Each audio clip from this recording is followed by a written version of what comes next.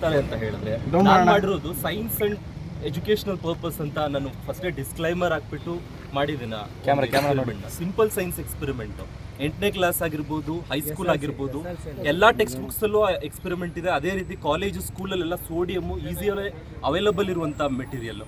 ಅದಕ್ಕೆ ಎಕ್ಸ್ಪ್ಲೋಸಿವ್ ಅದು ಇದು ಅಂತ ತೋರಿಸಿ ಮಾಡುವಂಥದ್ದು ಏನೂ ಇರಲಿಲ್ಲ ಅಂಥದ್ರಲ್ಲಿ.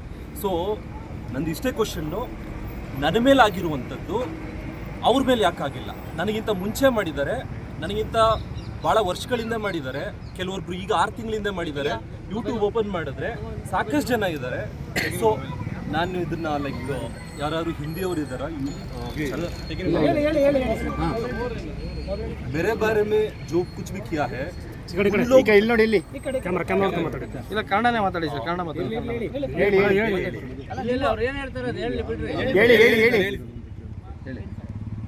Other YouTubers also did this, right?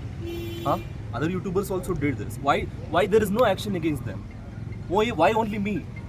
There are so many plenty of YouTube videos are there. ಅಲ್ಲ, ನೀವು ಯಾವ ವಿಡಿಯೋ ನೋಡ್ಕೊಂಡು ಮಾಡಿದ್ರಿ? ಯಾವ ವಿಡಿಯೋ ನೋಡ್ಕೊಂಡು ನೀವು ಮಾಡಿದ್ದು?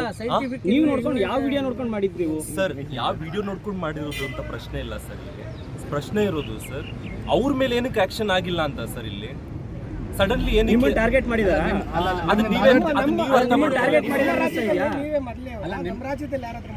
ಸರ್. IPC ಅಂದ್ರೆ ಆಲ್ ಓವರ್ ಇಂಡಿಯಾಗ ಒಂದೇ ಸರ್, ಆಲ್ ಓವರ್ ಇಂಡಿಯಾ ಒಂದೇ ಬರುತ್ತೆ IPC. ಅಂದ್ರೆ ಈಗ ಇಬ್ರು ಹೇಳಿದ್ರಾ, ಮೂರನೇವರು ನೀವೇ ಅಂತ. ಪಾಂಡ್ ಎಲ್ಲ ನೀವೇ ಕ್ರಿಯೇಟ್ ಮಾಡ್ಕೊಂಡಿದ್ದ ಹೇಗೆ? ಪಾಂಡ್ ಎಲ್ಲ ಹೇಗೆ ನೀವೇ ಕ್ರಿಯೇಟ್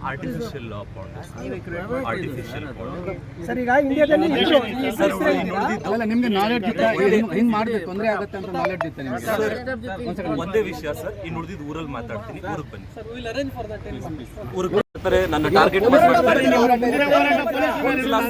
ನ್ಯಾಯ ಬೇಕು, ಆಲ್ ಓವರ್ ಇಂಡಿಯಾ ನ್ಯಾಯ ಬೇಕು.